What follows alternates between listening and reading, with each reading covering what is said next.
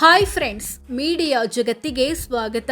Friends, Kichcha Sudeep ಕನ್ನಡದ ಪ್ರಸಿದ್ಧ ನಟ, ನಿರ್ದೇಶಕ, ನಿರ್ಮಾಪಕ, ಹಿನ್ನೆಲೆ ಗಾಯಕ, ಬಿಗ್ ಬಾಸ್ ನಿರೂಪಕ. ಇಂಥ ಸುದೀಪ್ ಇಲ್ಲಿಯವರೆಗೆ ಬೆಳೆದು ಬಂದಿದ್ದು ಹೇಗೆ? ಚಿತ್ರರಂಗಕ್ಕೆ ಕಾಲಿಟ್ಟಾಗ ಏನಾಗಿತ್ತು? ರಮ್ಯಾ ಜೊತೆ ಗಲಾಟೆ ಮಾಡಿಕೊಂಡಿದ್ಯಾಕೆ? ಡಿವೋರ್ಸ್ಗೆ ಅರ್ಜಿ ಸಲ್ಲಿಸಿದ್ಯಾಕೆ? ಎಲ್ಲವನ್ನ ಈ ವಿಡಿಯೋದಲ್ಲಿ ತೋರಿಸ್ತೀವಿ. ಇಂಟ್ರೆಸ್ಟಿಂಗ್ ಆಗಿರೋ ಈ ವಿಡಿಯೋವನ್ನ ಕೊನೆವರೆಗೂ ನೋಡಿ. ಅದಕ್ಕೂ ಮುನ್ನ ನೀವಿನ್ನು ನಮ್ಮ ಚಾನೆಲ್ಗೆ ಸಬ್ಸ್ಕ್ರೈಬ್ ಆಗಿಲ್ಲ ಅಂದ್ರೆ ಈಗಲೇ ಸಬ್ಸ್ಕ್ರೈಬ್ ಆಗಿ. 1973 ಸೆಪ್ಟೆಂಬರ್ 2ರಂದು ಜನನ. ಫ್ರೆಂಡ್ಸ್, ಸುದೀಪ್ ಹುಟ್ಟಿದ್ದು 1973 ಸೆಪ್ಟೆಂಬರ್ 2ನೇ ತಾರೀಕು ಶಿವಮೊಗ್ಗದ ಮೆಗ್ಗಾನ್ ಆಸ್ಪತ್ರೆಯಲ್ಲಿ. ತಂದೆ ಸಂಜೀವ್ ಮಂಜಪ್ಪ ಹೋಟೆಲ್ ಉದ್ಯಮ ಹೊಂದಿದ್ರು. ತಾಯಿ ಸರೋಜಾ. ಈ ದಂಪತಿಯ 3 ಮಕ್ಕಳಲ್ಲಿ ಕೊನೆಯವರಾಗಿ ಜನಿಸಿದ್ರು ಸುದೀಪ್. ಇವರಿಗೆ ಸುರೇಖಾ ಮತ್ತು ಸುಜಾತ ಎಂಬ 2 ಅಕ್ಕಂದಿರು. ಇವರೆಲ್ಲ ಮೂಲತಃ ಚಿಕ್ಕಮಗಳೂರು ಜಿಲ್ಲೆಯ ಎನ್ಆರ್ಪುರದವರು. ಸುದೀಪ್ ಹುಟ್ಟಿದ ಬಳಿಕ ಶಿವಮೊಗ್ಗಕ್ಕೆ ಶಿಫ್ಟ್ ಆಯ್ತು ಕುಟುಂಬ. ಇವರದ್ದು ವಾಲ್ಮೀಕಿ ನಾಯಕ ಅಥವಾ ಎಸ್ಟಿ ಸಮುದಾಯ. ಶಿವಮೊಗ್ಗದಲ್ಲಿ ಆರಂಭಿಕ ಶಿಕ್ಷಣ. ಓದಿನಲ್ಲಿ ಹಿಂದೆ, ಆಟದಲ್ಲಿ ಮುಂದೆ. ಸುದೀಪ್ ಆರಂಭಿಕ ಶಿಕ್ಷಣ ಪಡೆದಿದ್ದು ಶಿವಮೊಗ್ಗ ನಗರದ ವಾಸವಿ ಪಬ್ಲಿಕ್ ಸ್ಕೂಲ್ನಲ್ಲಿ. ಓದಿನಲ್ಲಿ ಅಷ್ಟಕ್ಕಷ್ಟೇ ಅನ್ನೋ ಇದ್ದ ಇವರು ನಾಟಕ, ಡ್ಯಾನ್ಸ್ ಗಳಲ್ಲಿ ಭಾಗವಹಿಸುತ್ತಿದ್ರು.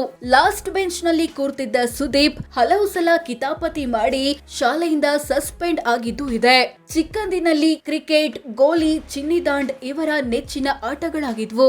ಕ್ರಿಕೆಟರ್ ಆಗ್ಬೇಕು ಅನ್ನೋದು ಇವರ ಬಾಲ್ಯದ ಕನಸು. ಶಿವಮೊಗ್ಗದಿಂದ ಬೆಂಗಳೂರಿಗೆ ಶಿಫ್ಟ್. ಒಂದಷ್ಟು ವರ್ಷ ಶಿವಮೊಗ್ಗದಲ್ಲಿದ್ದ ಸುದೀಪ್ ಕುಟುಂಬ ಬಳಿಕ ಬೆಂಗಳೂರಿಗೆ ಶಿಫ್ಟ್ ಆಯ್ತು. ತಂದೆ ಸಂಜೀವ್ ಮಂಜಪ್ಪ ಬೆಂಗಳೂರಿನಲ್ಲಿ ಸರೋವರ್ ಹೋಟೆಲ್ ಶುರು ಮಾಡಿದ್ರು. ಜೊತೆಗೆ KSTDC ಟೂರಿಸಂ ಟಿಕೆಟ್ ಬುಕಿಂಗ್ ಏಜೆನ್ಸಿಯನ್ನು ತಗೊಂಡ್ರು. ಅತ್ತ ಸುದೀಪ್ ಕೇಂಬ್ರಿಡ್ಜ್ ಸ್ಕೂಲ್ ಸೇರಿ ಶಿಕ್ಷಣ ಮುಂದುವರೆಸಿದ್ರು. ಆದ್ರೆ ಮೊದಲ ದಿನವೇ ಕನ್ನಡದಲ್ಲಿ ಪರಿಚಯ ಮಾಡಿಕೊಂಡು ನಗೆಪಾಟಲಿಗೆ ಗುರಿಯಾಗಬೇಕಾಯ್ತು. ಬಳಿಕ PU ಶಿಕ್ಷಣಕ್ಕಾಗಿ ಬೆಂಗಳೂರಿನ ಕಥೀಡ್ರಲ್ PU ಕಾಲೇಜು ಸೇರಿದ್ರು. ಕಾಲೇಜು ದಿನಗಳಲ್ಲಿ ಫ್ರೆಂಡ್ಸ್ ಜೊತೆ ಸೇರಿ ಲೆಕ್ಚರರ್ಗೆ ಲೈನ್ ಹೊಡೆದಿದ್ದು, ಎಕ್ಸಾಮ್ ನಲ್ಲಿ ಕಾಪಿ ಹೊಡೆದಿದ್ದು, ಪೇರೆಂಟ್ಸ್ ಮೀಟಿಂಗ್ಗೆ ಅಕ್ಕನನ್ನ ಕರ್ಕೊಂಡು ಹೋಗಿದ್ದೆಲ್ಲ ಇವರ PU ನೆನಪುಗಳಾಗಿವೆ. ಡಿಗ್ರಿ ಟೈಮ್ ಅಲ್ಲಿ ಕ್ರಿಕೆಟ್ ಟೀಮ್ ಕ್ಯಾಪ್ಟನ್. ಚಿತ್ರರಂಗದತ್ತ ಆಕರ್ಷಿಸಿತು ಮನಸ್ಸು. PU ಬಳಿಕ ದಯಾನಂದ್ ಸಾಗರ್ ಕಾಲೇಜು ಸೇರಿದ ಸುದೀಪ್ ಇಂಡಸ್ಟ್ರಿಯಲ್ ಎಂಜಿನಿಯರಿಂಗ್ ಓದಿದ್ರು. ಬೈಕ್, ಓಡಾಟ, ಗರ್ಲ್ ಫ್ರೆಂಡ್ಸ್ ಆಗಿದ್ದೆಲ್ಲ ಇದೇ ಟೈಮಲ್ಲಿ. ಕಾಲೇಜಿನಲ್ಲಿ ಕ್ರಿಕೆಟ್ ಟೀಮ್ ಕಟ್ಟಿ ಅದರ ಕ್ಯಾಪ್ಟನ್ ಆದ್ರು. ಬಳಿಕ ಅಪ್ಪನ ಅಣತಿಯಂತೆ ಕ್ರಿಕೆಟ್ಗೆ ಗುಡ್ ಬೈ ಹೇಳ್ಬೇಕಾಯ್ತು. ಡಿಗ್ರಿ ಮುಗಿದ ಬಳಿಕ ಮಗ ಹೋಟೆಲ್ ಬಿಸ್ನೆಸ್ ನೋಡಿಕೊಳ್ಳಲಿ ಅನ್ನೋದು ತಂದೆಯ ಪ್ಲಾನ್ ಆಗಿತ್ತು. ಆದ್ರೆ ಕಾಲೇಜಿನಲ್ಲಿ ಗಿಟಾರ್ ಬಾರಿಸಿ ಹಾಡುಗಳನ್ನ ಹಾಡಿ ಚಪ್ಪಾಳೆ ಗಿಟ್ಟಿಸಿಕೊಂಡಿದ್ದ ಸುದೀಪ್ ಮನಸ್ಸು ಸಿನಿಮಾ ಕ್ಷೇತ್ರದತ್ತ ಆಕರ್ಷಿಸಿತು. ಅದಕ್ಕೆ ತಂದೆಯ ಬೆಂಬಲವೂ ಸಿಕ್ತು. ಮುಂಬೈಗೆ ಹೋಗಿ ಆಕ್ಟಿಂಗ್ ತರಬೇತಿ, ಡೈರೆಕ್ಷನ್ ಆಸೆ, ಉಪ್ಪಿ ಜೊತೆ ಓಡಾಟ.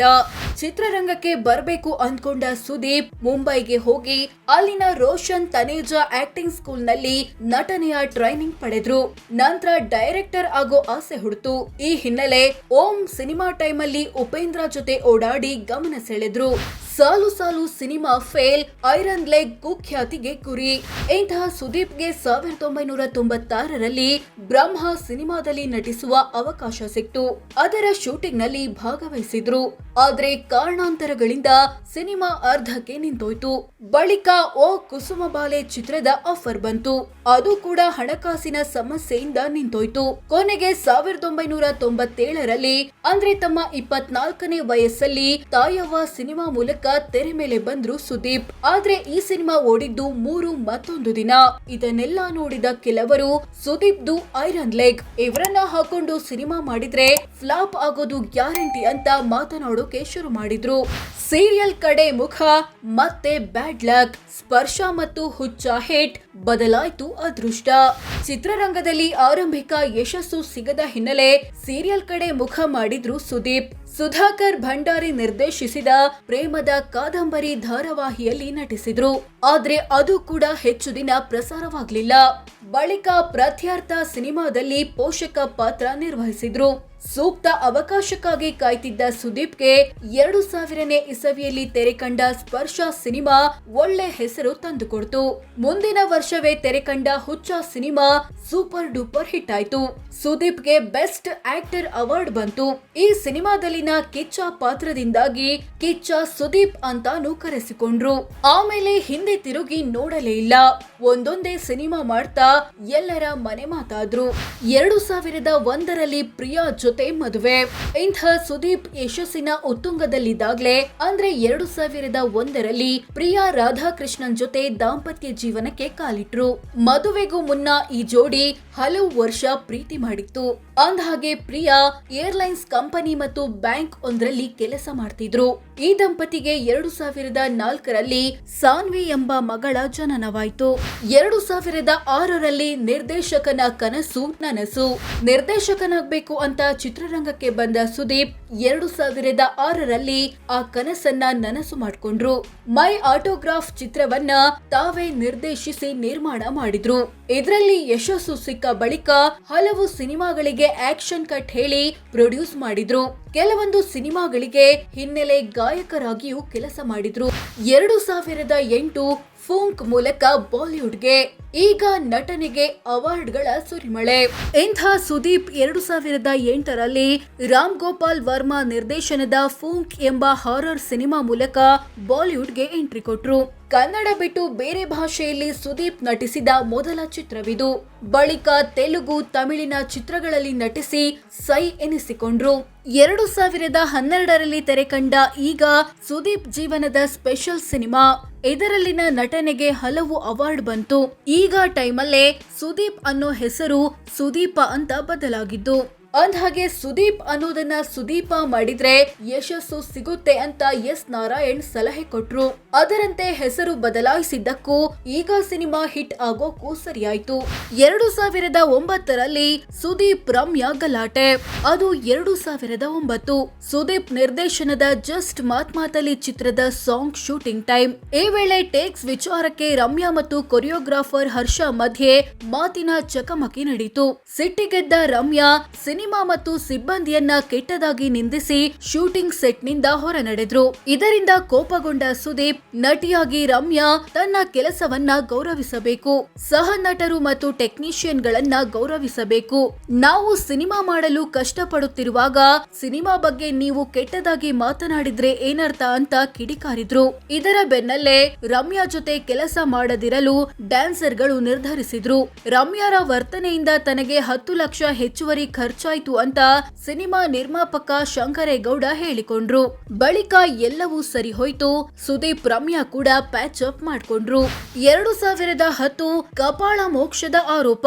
2011ರಲ್ಲಿ ಸುದೀಪ್ ಶಿವಣ್ಣ ಸಂಘರ್ಷ. ಅದು 2010.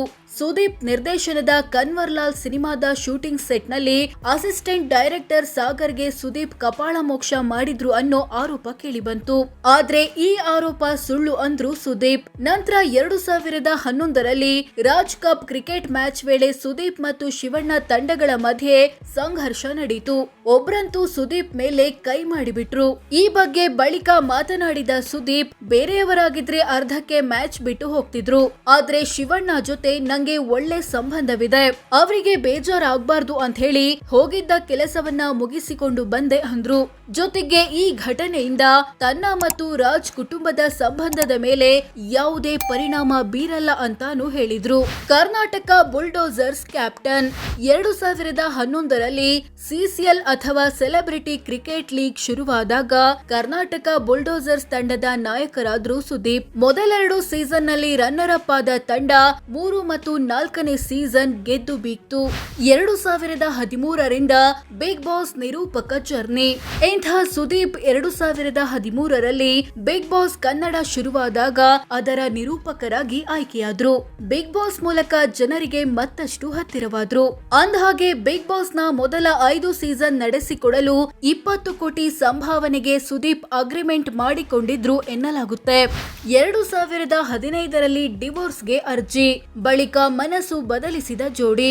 2015ರಲ್ಲಿ ಸುದೀಪ್ ಮತ್ತು ಪ್ರಿಯಾ ವಿಚ್ಛೇದನ ಬಯಸಿ ಫ್ಯಾಮಿಲಿ ಕೋರ್ಟ್ ಮೆಟ್ಟಿಲೇರಿತು ಹಲವರನ್ನ ಶಾಕ್ಗೆ ಒಳಗಾಗಿಸಿತ್ತು. ಆದ್ರೆ ಕಾರಣ ಸ್ಪಷ್ಟವಿರಲಿಲ್ಲ. ಡಿವೋರ್ಸ್ ಭಾಗವಾಗಿ ಮಗಳನ್ನ ತಾಯಿಯ ಕಸ್ಟಡಿಗೆ ಒಪ್ಪಿಸಲು ಮತ್ತು ಪ್ರಿಯಾಗೆ 19 ಕೋಟಿ ಸೆಟ್ಲ್ಮೆಂಟ್ ಕೊಡಲು ಸುದೀಪ್ ನಿರ್ಧರಿಸಿದ್ದಾರೆ ಅಂತ ಸುದ್ದಿಯಾಯಿತು. ಈ ಬಗ್ಗೆ ಮಾಧ್ಯಮವೊಂದರ ಬಳಿ ಮಾತನಾಡಿದ್ದ ಸುದೀಪ್, ಎಲ್ಲಾ ಸಂಬಂಧಗಳಲ್ಲೂ ಮಿಸ್ಅಂಡರ್ಸ್ಟ್ಯಾಂಡಿಂಗ್ ಇರುತ್ತೆ. ಫ್ರೆಂಡ್ಶಿಪ್ ನಲ್ಲಿ ಮಿಸ್ಅಂಡರ್ಸ್ಟ್ಯಾಂಡಿಂಗ್ ಬಂದ್ರೆ ಫ್ರೆಂಡ್ಸ್ ಜೊತೆ ಕೆಲ ಕಾಲ ಮಾತಾಡೋದನ್ನ ಬಿಡ್ತೀವಿ. ಅದೇ ತರ ಮದ್ವೆಯಲ್ಲಿ ಮಿಸ್ಅಂಡರ್ಸ್ಟ್ಯಾಂಡಿಂಗ್ ಬಂದ್ರೆ ಈ ಪರಿಸ್ಥಿತಿ ಬರುತ್ತೆ ಅಂದ್ರು. ಕೆಲ ದಿನಗಳ ಬಳಿಕ ಮನಸ್ಸು ಬದಲಿಸಿದ ಜೋಡಿ ವಿಚ್ಛೇದನದಿಂದ ಹಿಂದೆ ಸರಿತು. ಇಬ್ಬರ ಮನವೊಲಿಸುವಲ್ಲಿ ರವಿಚಂದ್ರನ್ ಪ್ರಮುಖ ಪಾತ್ರ ವಹಿಸಿದ್ರು ಎನ್ನಲಾಗುತ್ತೆ. 2017 ಸುದೀಪ್ ದರ್ಶನ್ ಫ್ರೆಂಡ್ಶಿಪ್ ಕಟ್. ಸುದೀಪ್ ಸಂದರ್ಶನವೊಂದರಲ್ಲಿ ಮಾತನಾಡುವಾಗ ಮೆಜೆಸ್ಟಿಕ್ ಸಿನಿಮಾದಲ್ಲಿ ದರ್ಶನ್ಗೆ ಅವಕಾಶ ಕೊಡಿಸಿದ್ದು ತಾನು ಅನ್ನೋ ಅರ್ಥದಲ್ಲಿ ಹೇಳಿಕೆ ಕೊಟ್ಟಿದ್ರು. ಆದ್ರೆ ಸುದೀಪ್ ರಿಂದ ತನಗೆ ಮೆಜೆಸ್ಟಿಕ್ ಸಿನಿಮಾ ಒಲಿದು ಬಂದಿದ್ದಲ್ಲ ಅನ್ನೋದು ದರ್ಶನ್ ವಾದ. ಇದೇ ಕಾರಣಕ್ಕೆ ಸುದೀಪ್ ಜೊತೆಗಿನ ಫ್ರೆಂಡ್ಶಿಪ್ ಅನ್ನ ಕಟ್ ಮಾಡಿಕೊಳ್ತಿರೋದಾಗಿ 2017ರಲ್ಲಿ ಘೋಷಿಸಿದ್ರು. ಬಳಿಕ ಇಬ್ಬರನ್ನ ಒಂದು ಮಾಡುವ ಹಲವು ಪ್ರಯತ್ನ ನಡೆದ್ವು. 2019ರಲ್ಲಿ ಐಟಿ ರೇಡ್, ಕಿಚ್ಚ ಹೇಳಿದ್ದೇನು. 2019ರಲ್ಲಿ ಸುದೀಪ್ ಸೇರಿದಂತೆ ಹಲವು ನಟರ ಮನೆ ಮೇಲೆ ಐಟಿ ರೇಡ್ ನಡೀತು. ಈ ಸಂಬಂಧ ವಿಚಾರಣೆಗೂ ಹಾಜರಾದ್ರು. ಬಳಿಕ ಈ ಬಗ್ಗೆ ಮಾತನಾಡಿದ್ದ ಸುದೀಪ್, ನನ್ನಿಂದ ಏನಾದ್ರೂ ತಪ್ಪುಗಳಾಗಿದ್ರೆ ಸರಿ ಮಾಡಿಕೊಳ್ಳೋಕೆ ರೆಡಿ ಇದ್ದೀನಿ ಅಂದ್ರು. 2023ರ ಚುನಾವಣೆ ಬಿಜೆಪಿಗೆ ಬೆಂಬಲ. 2023ರಲ್ಲಿ ವಿಧಾನಸಭೆ ಚುನಾವಣೆ ಬಂದಾಗ ಬಿಜೆಪಿ ಪರ ಪ್ರಚಾರ ಮಾಡೋದಾಗಿ ಘೋಷಿಸಿದ್ರು ಸುದೀಪ್. ಆದ್ರೆ ಬಿಜೆಪಿ ಸೇರಲ್ಲ, ಚುನಾವಣೆಗೂ ನಿಲ್ಲಲ್ಲ ಅಂತ ಸ್ಪಷ್ಟಪಡಿಸಿದ್ರು. ಇಂಥ ಸುದೀಪ್ ಬಳಿ ಸುಮಾರು 130 ಕೋಟಿ ಮೌಲ್ಯದ ಆಸ್ತಿಪಾಸ್ತಿ ಇರಬಹುದು ಅಂತ ಅಂದಾಜಿಸಲಾಗಿದೆ.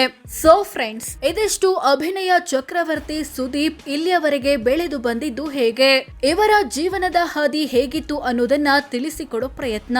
ಇವರ ಬಗ್ಗೆ ನಿಮ್ಗೆ ಏನನ್ಸುತ್ತೆ ಕಾಮೆಂಟ್ ಮಾಡಿ ತಿಳಿಸಿ. ಹಾಗೆ ವಿಡಿಯೋ ಇಷ್ಟವಾದ್ರೆ ಲೈಕ್ ಮಾಡಿ, ಶೇರ್ ಮಾಡಿ, ನಮ್ಮ ಚಾನೆಲ್ಗೆ ಸಬ್ಸ್ಕ್ರೈಬ್ ಆಗಿ. ಧನ್ಯವಾದ.